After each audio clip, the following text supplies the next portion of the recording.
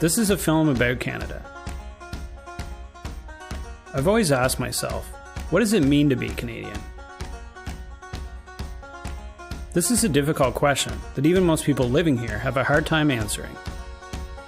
Canada is an incredibly large country, and it is my belief that can lead our provinces to feel disconnected. Most Canadians are very proud of the places they live, and this sense of pride is contagious. But I feel in some cases they undervalue the rest of the country. So for Canada 150, I decided to hit the road and seek adventure, from East Coast to West Coast, to find an answer to my question. Get ready to learn about some places in Canada that you may not be familiar with, and hear inspiring stories from other fellow Canadians. Stories that will help unite us even more.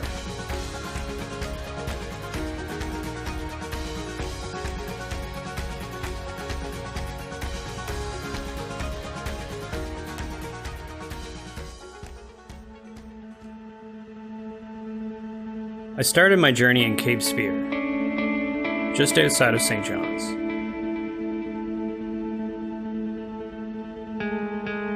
This is the most easterly point in our continent. The views are breathtaking and impossible to describe.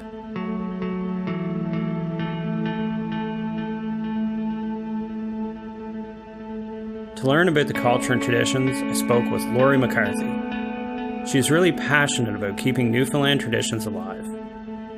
I really want to expose people to age-old traditions here in Newfoundland, whether that's boil-ups on the beach or berry picking in the woods, and it's really all about passing on our cultural food. It's pretty much wrapped up in nostalgia, right? And those moments that you remember as a child, they're powerful and they create memories that you can't let go, right? So it's awesome to pass that on. Growing up in Newfoundland is really about a lifestyle, right? You know, you don't come here for the weather. No one settled here, right, for a very long time because the life was harsh here. You come to Newfoundland for the people and a lifestyle. And it seems the more that people come here, the more they want to come here. And they want to be a part of, you know, I call it a magic lifestyle.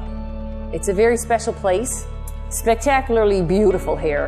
From the beaches to the coastlines, we've got some beautiful areas to go and see. And every time you stand on the edge of a cliff and you look out there, I mean, it's about as magical as a place gets.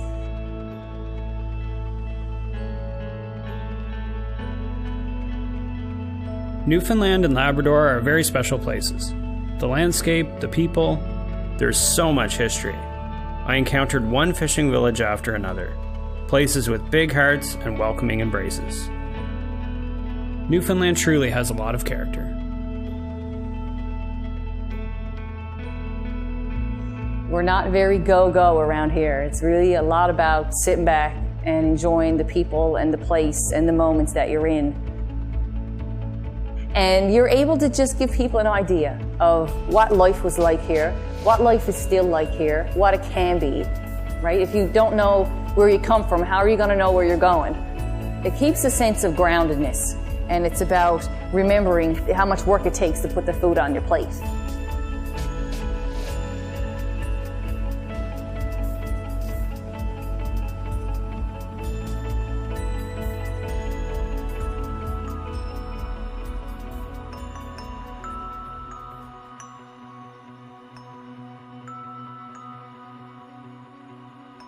Gros Morne National Park is captivating.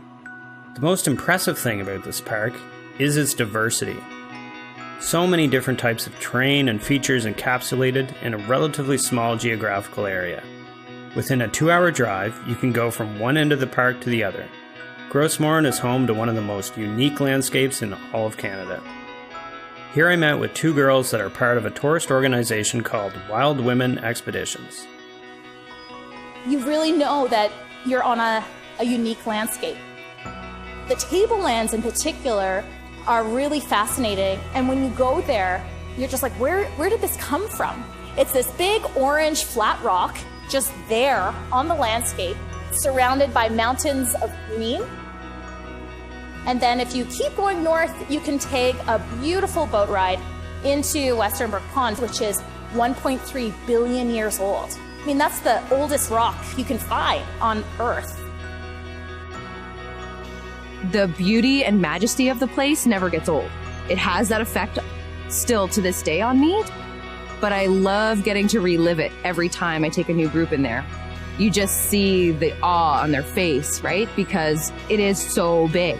The pond is so long and the cliffs are just so sheer that it's a very dramatic experience. It's open, it's just there and big, and you can just appreciate it. I've seen women with tears in their eyes in there because they just have this overpowering feeling of enormity, and it really has the great opportunity to kind of put things into perspective.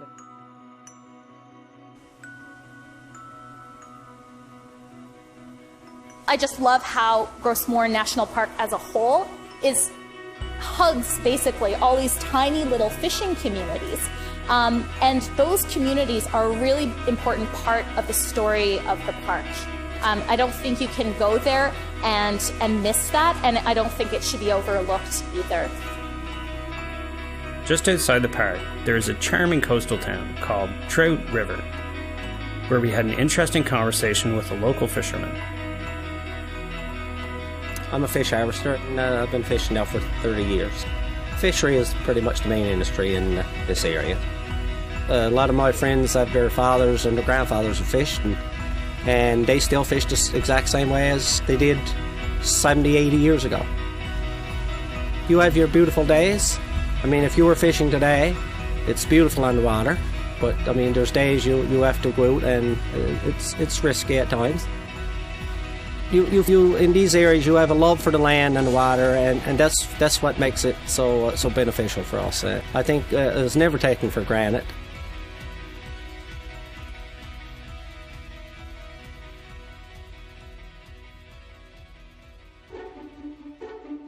From Newfoundland, we took the ferry to Sydney, Nova Scotia, where we met Mrs. Wanda Robson. I'd like to tell you a story about my sister Viola. There was nobody else in Nova Scotia that offer the services and deliver and sell beauty products to black women. So it was November the 8th, 1946. As she nears New Glasgow, she hears a funny noise in the car, so she stops at a garage. He looks at it and he says to her, I can fix it, but I need a part which I don't have, but I have to get from the next town, so you're going to have to stay overnight. She loved to go to movies, but she didn't give herself much time for pleasure, so she'd go in the movie, ask the cashier, I'll have one ticket down, please. Cashier looks at her and she says, we're not allowed to sell downstairs tickets to you people. So she said, well, here's the money, here's the difference, I'm going to sit down. The usher came to her and said, if you don't move, I'll have to call the manager. Well, my sister said, I'm not causing a fuss. I've offered the extra money. You have to call the manager because I'm not moving. The manager went to the courthouse to get an order for her arrest, and she was put in jail. It worked out that they found her guilty of trying to defraud the government of not paying the provincial amusement tax that they have on theater tickets, which was a grand total of 1 cent. Mrs. Robson is a true example of determination. In 2007, at the age of 77, she graduated from university. Perhaps it was that grit that led her to fight for greater awareness surrounding the events that led to her sister Viola's arrest in 1946. I can't believe it. In 2009, it just seemed like an avalanche. It was like I was getting phone calls. I was getting people coming to the door, people writing me letters, the government. Then I spoke at the Province House. And that was the day they gave her a pardon. Something I had never expected. But then I thought, oh, Viola, you've done it. You've done it. You've done it. In recent years, Viola Desmond's memory has been honored in a few different ways. A ferry in Halifax was named after her. She has been memorialized on one of our Canadian stamps. And in 2018, she will become the first Canadian woman to appear on a Canadian banknote.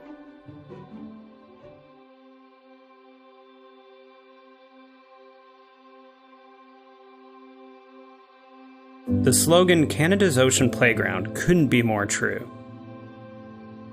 Picture perfect lighthouses and coastal scenery. Nothing compares to looking at the distant horizon across the Atlantic Ocean. Imagine standing by a lighthouse at dawn, or studying the many spectacular rock formations along Nova Scotia's coastline.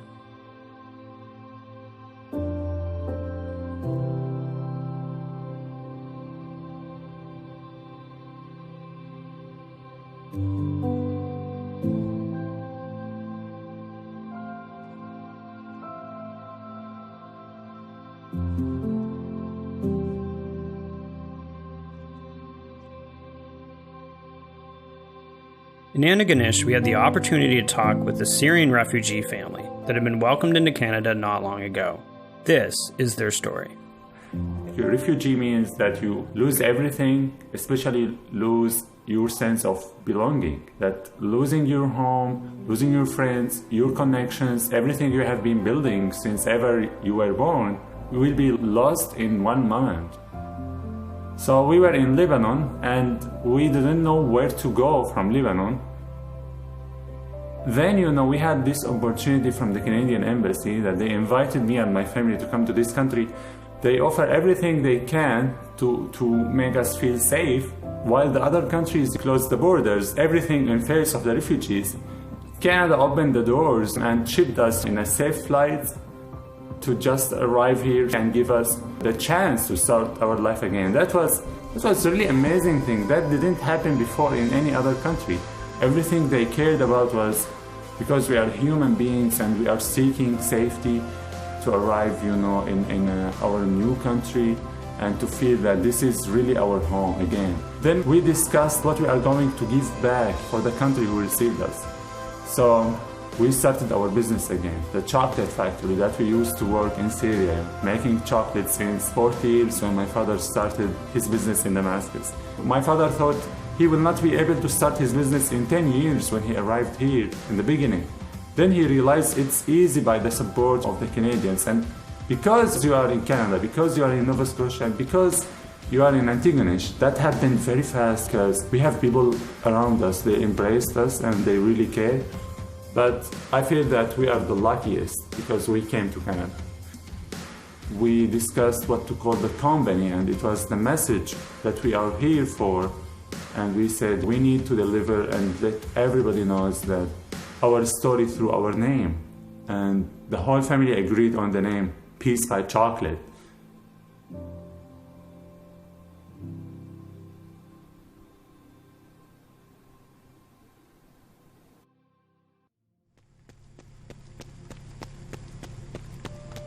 Just outside Antigonish, we talked with Brad Firth, who was nearing the end of a run across Canada for a very noble cause. Basically, I'm doing it to raise awareness around violence against women. And also, just to try to raise the conscious level of all Canadians. I'm just sharing what I know, but also, I'm just feeling grateful to do this kind of work, right? It's beautiful work, and I enjoy being a runner and just trying to carry that message as far as possible. Just try to inspire and motivate as many people as possible. Even though I fell into addiction, I overcame it. So I started racing when I was real young and playing hockey as a child, and I went back to it. I went back to my original teachings. So that's why I'm able to resurrect myself, resurrect that athlete inside me, and have a fulfilling life, have a peaceful life, enjoyable life.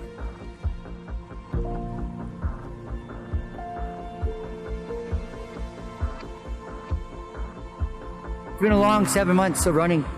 I'm tired, so I'm expecting, a good invitation to Newfoundland. I have 20 days of running left, but at the same time, I want to carry that message deep into Newfoundland, with a lot of focus, a lot of drive, just like any other community. When you want to run across Canada, you have to expect all kinds of conditions, and you have to not to expect a lot, and you can't complain. This is what you want to do, don't complain. On October 24th, Caribou Legs arrived in St. John's, Newfoundland. After many months on the road, he finally achieved his goal of running across Canada.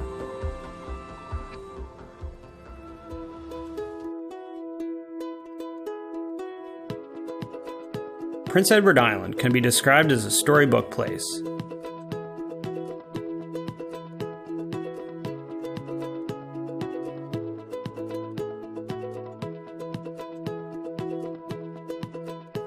Picturesque towering cliffs, emerald seas to red sandy beaches. Intensive colors everywhere you look, just like a fairy tale.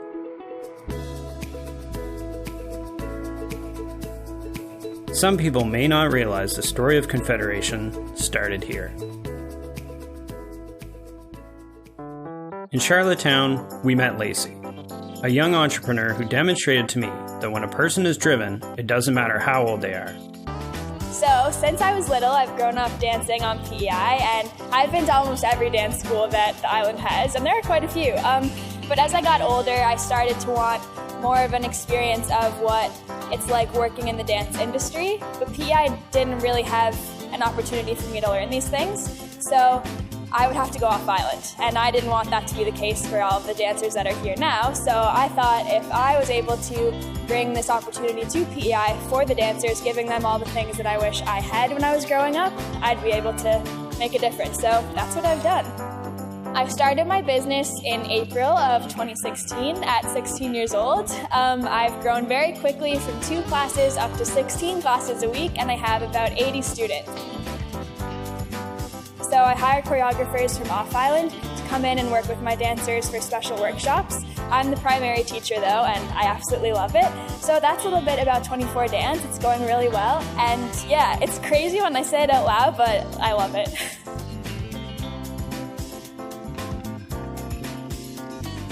The thing is that I always wanted to leave.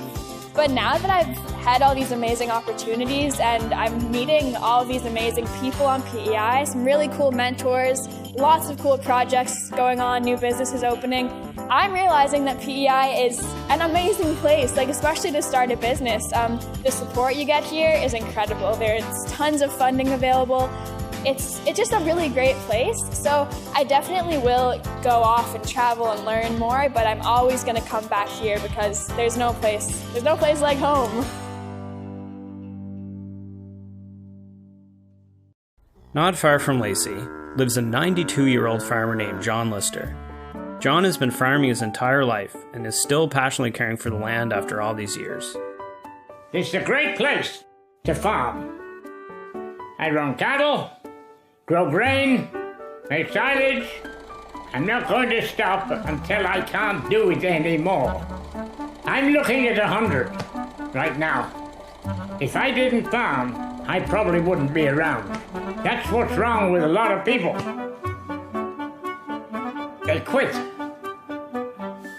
65, draw their pension, quit. 70, put them in a box. If you quit, you're done. Because everything slows down if you don't do nothing. I intend to keep going as long as I possibly can. And that may be 4 or 5 more years. Maybe more. I don't eat out. I don't eat in restaurants or fast food outfits or ever. No. Because I make all my own. You name it, I make it.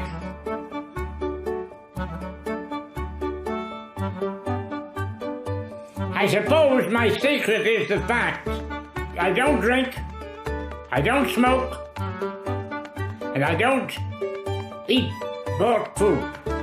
It's full of preservatives. You weren't made to handle that sort of stuff. I don't know what it is to be sick. I'm never sick. Pure and happy. Why wouldn't I be?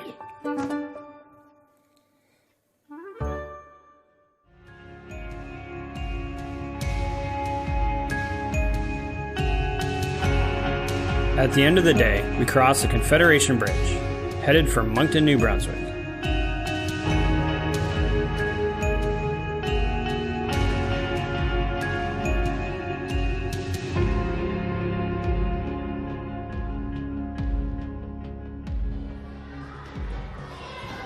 Sistema New Brunswick is working very hard to break economic barriers. Nobody deserves to be excluded from opportunity for any reason. We started with 50 children and 1 teacher. It was madness and chaos. That's the only thing I can say. You know, we had a lot to learn, and we have progressively learned over time. And today it's so exciting. In New Brunswick, we now have the largest Sistema-inspired program in all of Canada. We have 8 locations throughout the province. We have Sistema centers in the north and the south of the province. We engage Anglophones, Francophones, First Nations children, and newcomers to New Brunswick. Today we have more than 15 orchestras and almost 1,000 kids involved in our programs. The great thing about it is it's a story that all of New Brunswick shares in, because to create a program like this doesn't happen by one person or 3 people. It takes everybody in the community to make it happen. And so as a result, children who would never ever have an opportunity like this attend 3 hours every day, 5 days a week, with a fully professional staff team of teaching artists.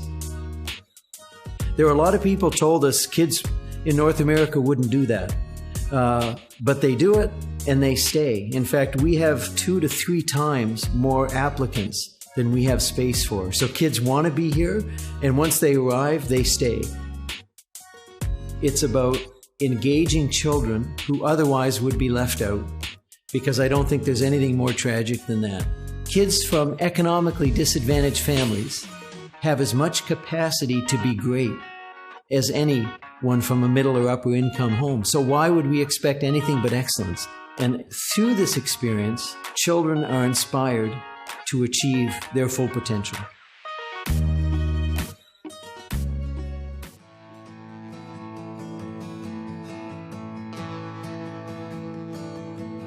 New Brunswick has been jokingly referred to as the drive-through province, but I can assure you, the province has a lot more to offer if you're willing to take the time and stop. It is a wilderness paradise. 84% of the province is covered in trees.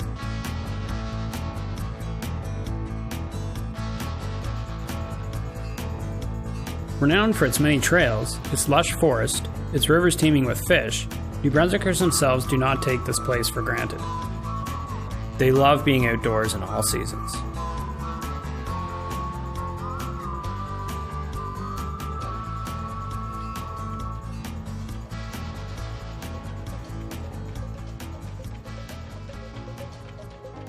New Brunswick is also well known for its fresh and abundant seafood. When I visited Grand Manan, I was amazed by the hard work that is required to be a lobster fisherman. I was most astonished by Sarah. I met her and saw how skilled a fisherman she was. I don't know, it's just nice to be there. I've spent 20 years of my life on the water, so it's normal for me to be on the water. I enjoy the sunrises, I enjoy the sunsets. There's always something different to look at. A couple days ago I saw a shark breach. The week before that, I saw an orca, and yesterday I saw humpbacks. I have done all of the jobs that are involved in lobster fishing, but it takes a special captain to hire a female, because physically we're weaker than men. But given a little bit of time, we can do the job. Pretty much any woman can do that if that's what they want to do. A normal day, we'll get up around 4 or 5 depending on the tide and where we're going to haul our traps. So it's a 15-minute drive to get to the boat. There's 4 of us in our crew, and it takes us about an hour and a half to get out to our traps. We'll haul as many as we can. We'll probably stay out there for 10 or 12, or it just depends on the tide. A normal day for us, we get home at 7, 8. Here it doesn't matter. We're fishermen. We don't use the the fisher girl or the fisherwoman or fisherette. It's a job and we just go do it as fishermen. If you can do the job, then go do it.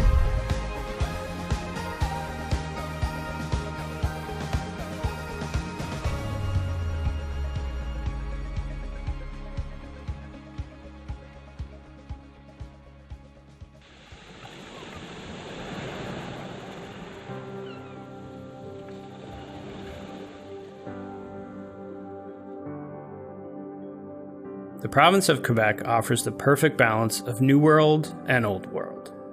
It is the largest province in Canada. It is also the largest French-speaking territory in the world.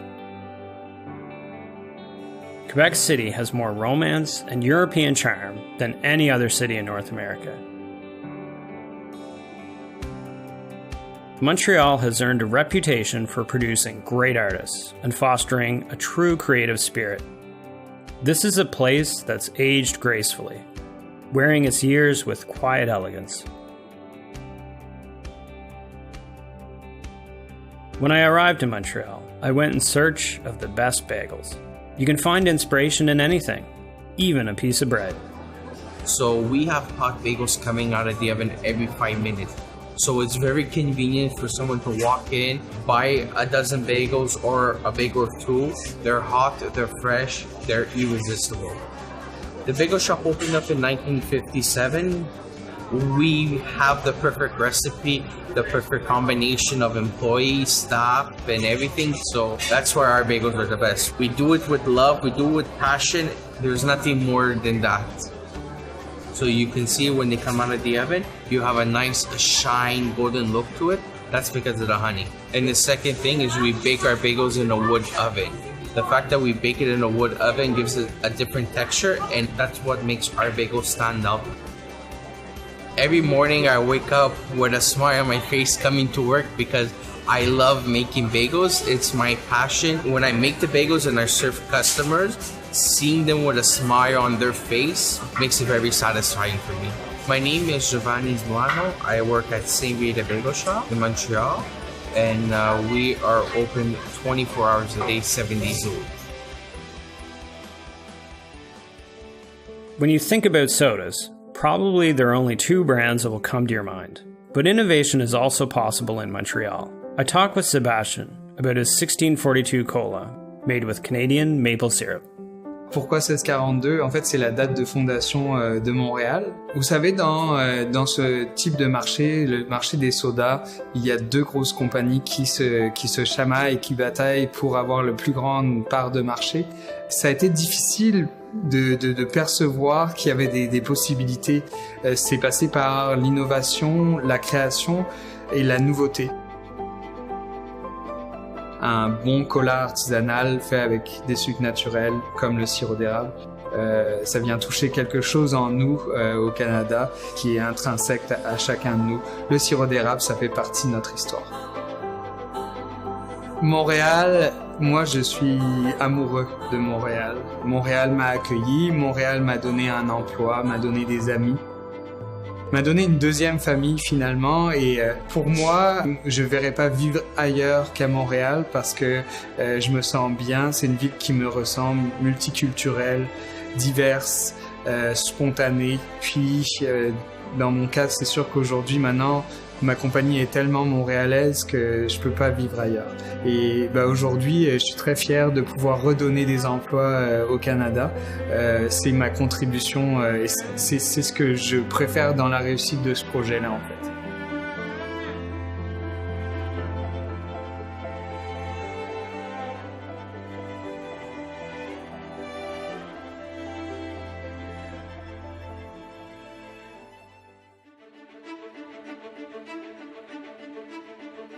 In Ottawa, I met Sahim Benali, who truly embodies the Canadian dream.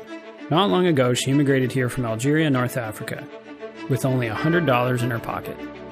I was coming from civil war. I just wanted to know a safe place. I have an university degree, but when you come here, you have to start from scratch, and you don't have, to be afraid to just roll your sleeve and take any kind of job. I just wanted to join the workforce. This is what I wanted. I wanted to work and work hard and be independent. And actually it was in winter, so it was the first shock. It was minus 20. For someone coming from North Africa, where in winter, it's 15 degrees, it was quite a shock. But once you get a good pair of boots and a good coat and a good hat, you can go through winter. Because it was quite a stretch for my skin, and I started having bad skin problem and skin condition. I thought about the argan oil, which is an all-natural and very powerful moisturizer that grows in my region. And the woman who produced the oil doesn't know how to read or write. The only source of income is producing the oil. Make it by hand and provide the best quality ever, and it's my way to empower them. Canada gave me the opportunity to be self-employed, to be independent, to be a breadwinner, and those women need this help, and this is my way to give back. The Ottawa community has been amazing because it's a very green city. They took the first order, and then it was the second order and the third order. Today my product is available around the country. We went from 10 stores to 300 stores, and this can happen only in our country.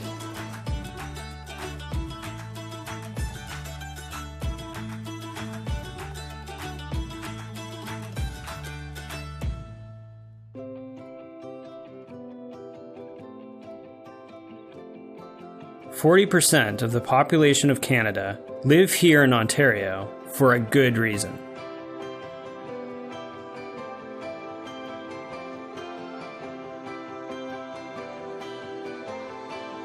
Toronto is a cosmopolitan city, a modern metropolis, bursting with energy, but at the same time very relaxing. One thing that really stood out to me about the city was how alive it felt. No matter what time of the day it was, there's something here for everyone. A truly multicultural metropolis that is very tolerant and inclusive. More than half the population here was born outside of Canada.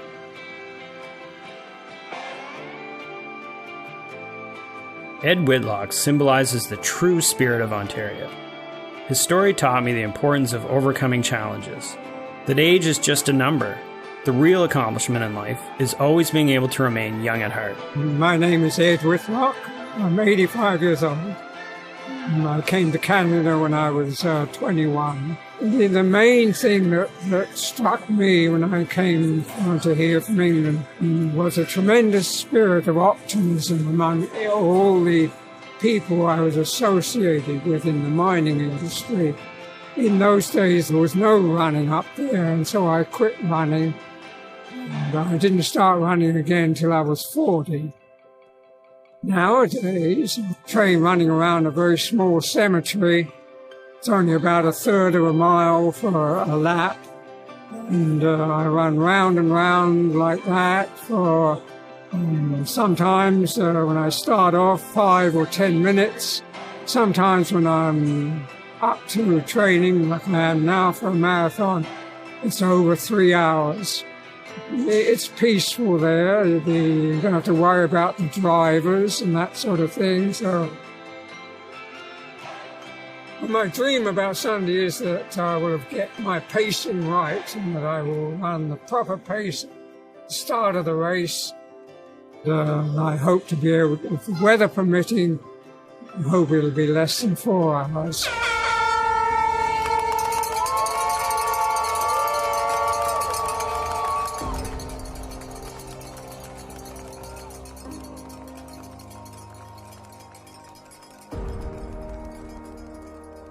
I've been running more or less continuously since I've been 40 to now 85, and I waste a lot of time training. I don't know whether it's really worth it, but it is to me.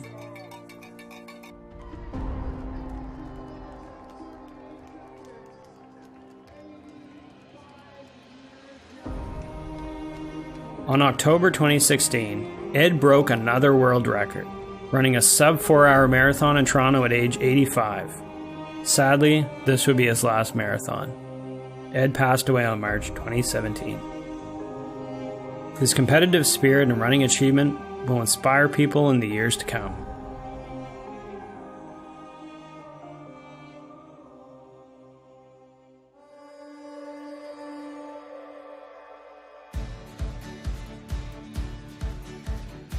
Manitoba is home to vast farmland, surrounded by thousands of acres of grain.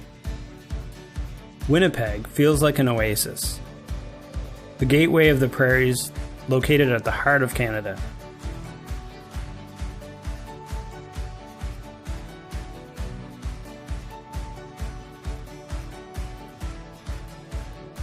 Manitoba was once a key strategic point and trading center.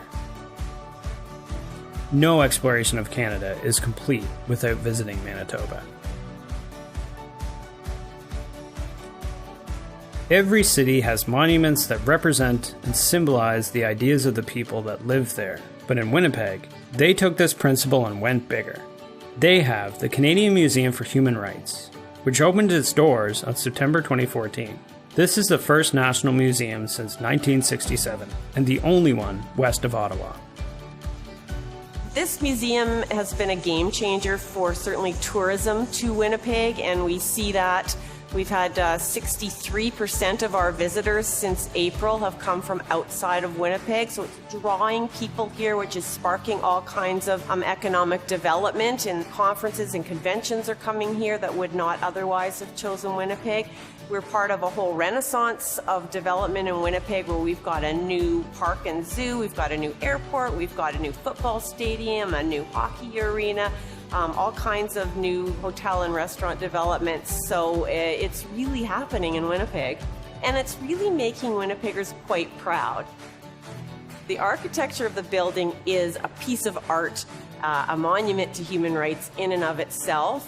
It's also about multiple perspectives. So the museum looks very different if you change your angle and your point of view, if you walk around to a different side, both outside and inside.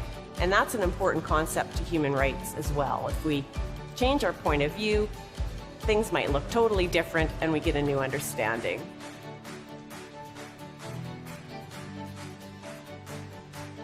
This museum is not based around a collection of things, it's based around an idea. So what we're doing is trying to illuminate that idea primarily with storytelling. And so we use all different methods to tell those stories.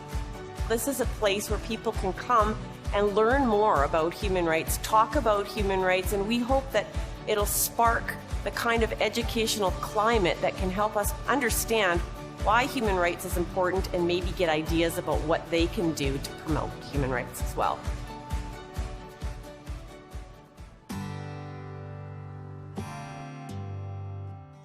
Everybody deserves a second chance in life, and this is exactly what JD and his Sunshine Band are doing.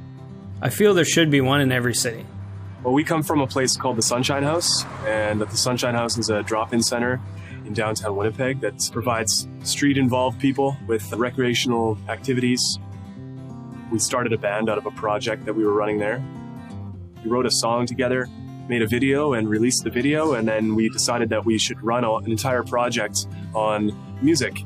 A lot of people that come to the drop-in center aren't necessarily musicians, but they still contribute to the music with their stories and their little tidbits of their own lives. So there are some people that can play instruments. So we have our crew of shiners, we call them, and shiners are the people that play the percussion and give the kind of like je ne sais quoi to our music, you know, the intangible elements.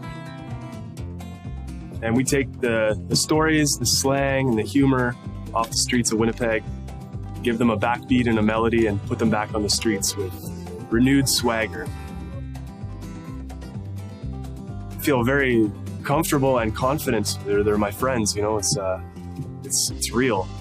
We've created an entity. It's nice. We've created a real thing, and it's great to have created something that had the input from so many different places and people. You could overlook certain things on the streets or in the city or in life generally, but you can also focus on trying to unearth some things where you wouldn't expect, and that's something that I think our band has been able to do. It's a great opportunity to try and unearth the voice of the community.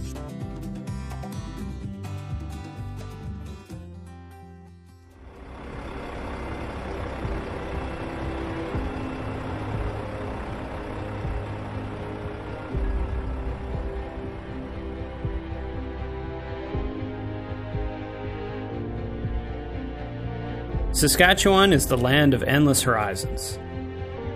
It's impossible not to feel free here. I thought Regina was the most unexpected place I visited. Everything was enjoyable. The open landscape, the people, there is nothing missing in this city. You will find amazing parks, impressive buildings, sport complexes, and some very neat history. It is fantastic for a city of its size.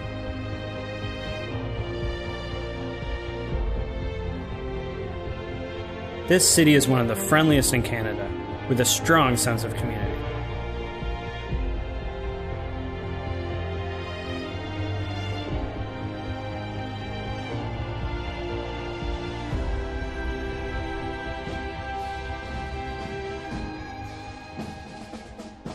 If you're accepted to join the Royal Canadian Mounted Police, Regina is where you're going to train.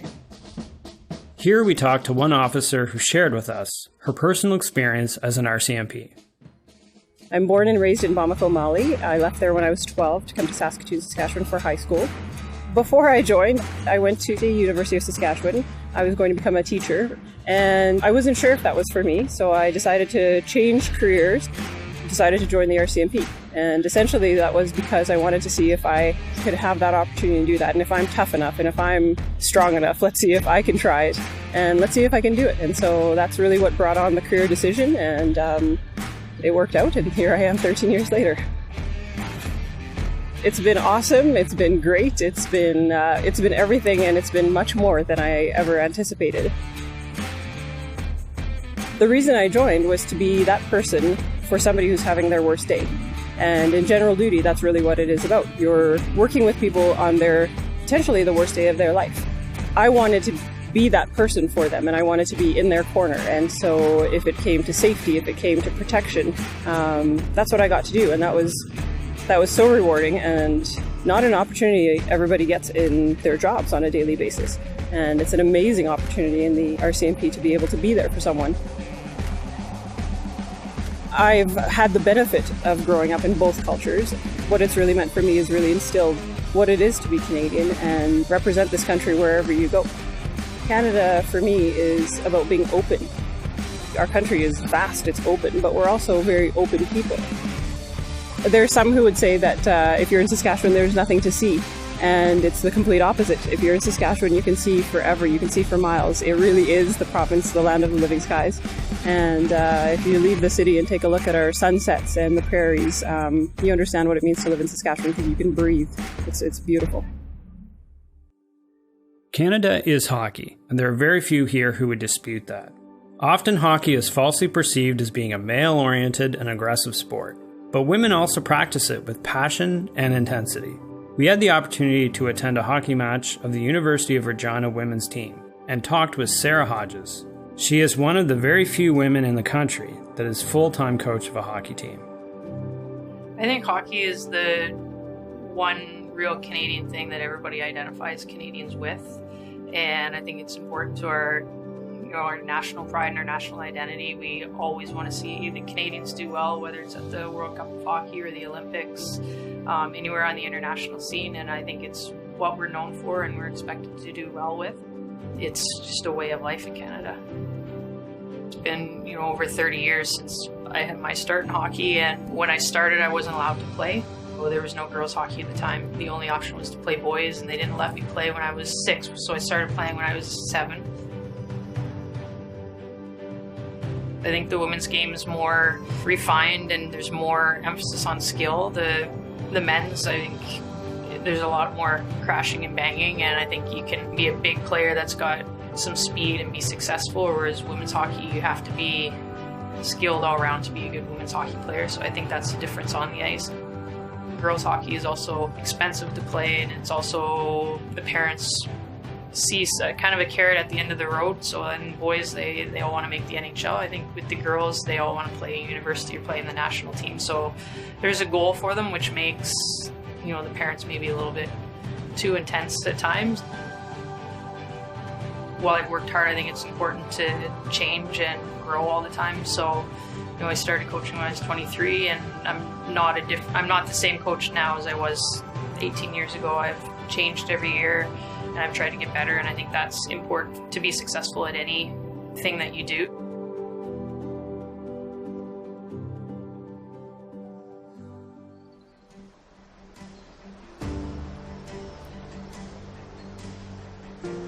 The first thing that people relate to Saskatchewan are the prairies, but Jay Brown argues that there is a lot more than flat land here.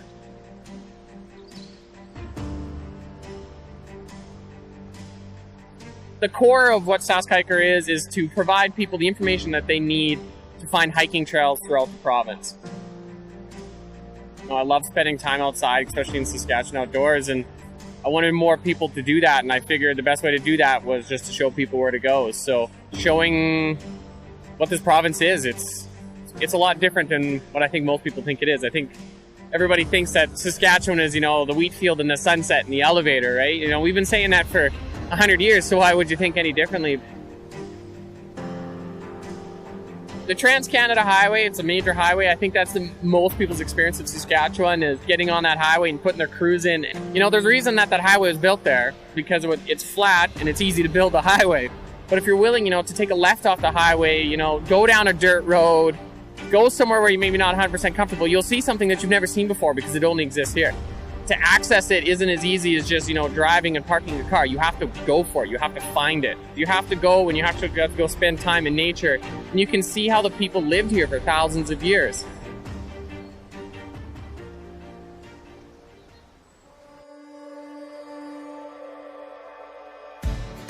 Let me tell you this about Banff. It's everything you'd imagine, plus more.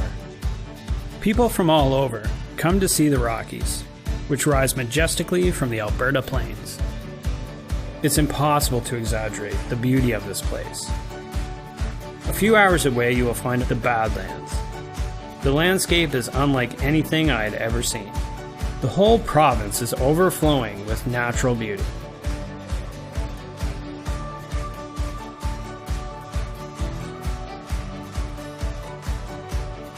Calgary is a young and modern city with a particular Western feel.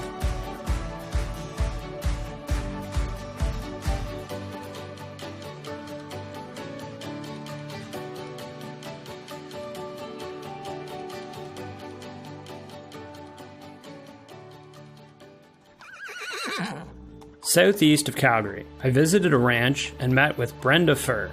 Brenda and her husband run a very unique initiative.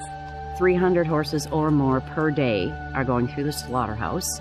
They are, for the most part, healthy horses. The meat is shipped to Europe. So what we do here is we get them healthy, teach them, train them, and hopefully in the future adopt them out to new homes. We have everything from like registered quarter horses. We have a granddaughter of Seattle Slew who was a Triple Crown winner. We have some of the best bloodlines there are in Canada here, believe it or not. And there's no reason for them to be shipped, but breeders are looking for that one special horse, so they'll breed 80 mares or better to get that one. The rest they don't care about. On average, at least a year they're here. Some will go out sooner, depending on what the person's looking for, but we like to give them a good base of groundwork training and, you know, be safe to be around, those sorts of things. So on average a year, some are here 4 and 5 years before we find the right home for them. On average, we have 30 to 35 horses, but we have been up to 60. So we keep our numbers where we can manage to look after them properly. What we do is we have someone that's interested come here and actually work with the horse, and I look to see if there's a connection between that person and the horse. If there's not a connection, or if the person doesn't know what they're doing, then no, we don't adopt them out. But we also do offer a program here. If we have room, they can board the horse here, and we teach them how to teach their horse. It's a passion, and we love them, and I believe that no horse deserves to go to slaughter. They just don't.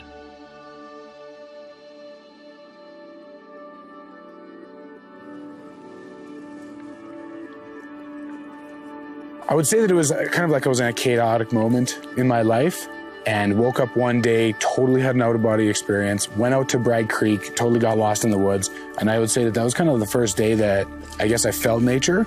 And when that day happened, I relentlessly began exploring every day after that. And before that, I never really had anything to do with photography at all.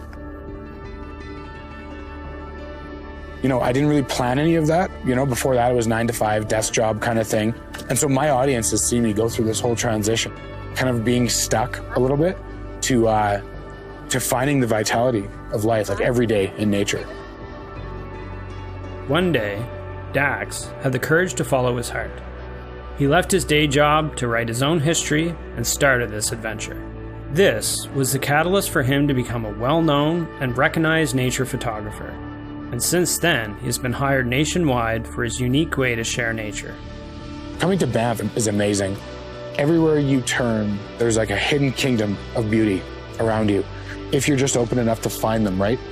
You don't need to necessarily get to a destination. I don't really like to explore under a time frame or under an itinerary. What I like to do is like pull over on the side of the road and then just walk.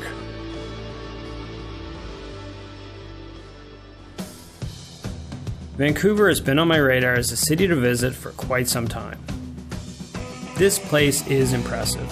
Everything from the people to the architecture to the city itself, it just has a really different vibe that separated itself from any city I've traveled to in Canada.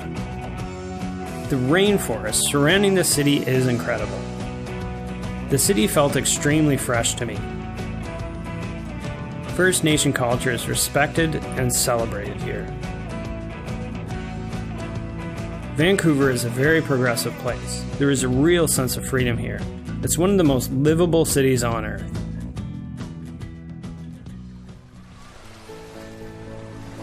Just outside downtown Vancouver, I met Judy Williams, who is passionate about preserving Wreck Beach. Wreck Beach has been a clothing optional beach since the 1920s. It's where you can be naked if you choose. Right now, you can walk from the Acadia section all the way around to the Musqueam Reserve because it's all parkland now, and you can be nude the entire way around if that's what your preference is. And we didn't want to give up 1 inch, and we've fought all these years to keep the beach clothing optional, and we fight for what we believe in, and we fight for having a right to be as we wish to be down here. We're nonviolent, we're protective of this beach, and that's the way we want to keep it. It's about personal freedom. It's about being able to really be at one with nature, to appreciate the beauty of this lovely beach. This is where I came and healed myself, and that's what made me free. Nowhere else can you be 15 minutes from a major metropolis and come here and have the illusion of wilderness. This is where concrete, steel, and glass incarcerated humans can come to feel at one with nature. When you're coming down that trail, you leave that workaday world, the fantasy world up there, because this is the real world here. This is where our hearts are. And as you get closer to the bottom of the steps, everything lifts and you can just float and be free.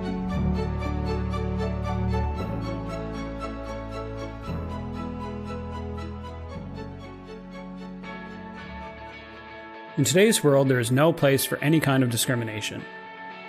S.D. Homan taught me that whatever obstacles you face, you should always stand up for your own rights. The Queer Arts Festival is a multidisciplinary festival. I joined because there wasn't a place for me in the art world. And so I made that place. I encourage people to do that. If you can't find your places, try to, get involved with something and make it happen. So being the change that I wanted to see, I guess. It's hard to fund a festival called Queer, but we are successful. And you can see that by the new works I think it's created, and I think that offshoots have come from the festival. We have lots of other groups that have been inspired to do things that I don't see happening in other cities of our size. Our success is because we just don't give up. We just keep pounding against that door and are willing to do what we need to do to bring the art and to make the artists feel like they have a place to create and be themselves.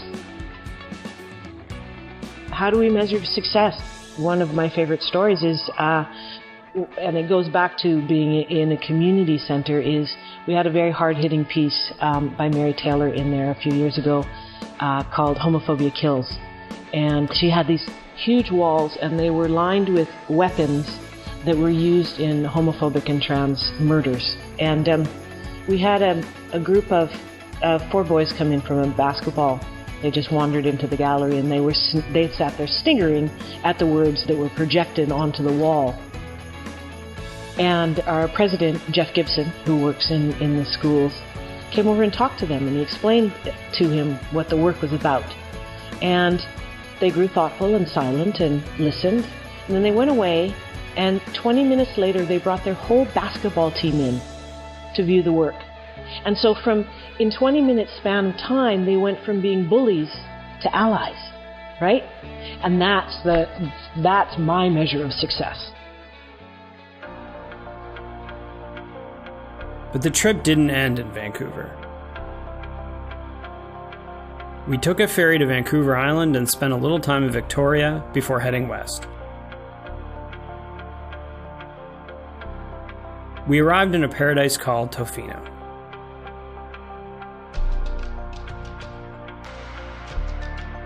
A beautiful beach with great waves.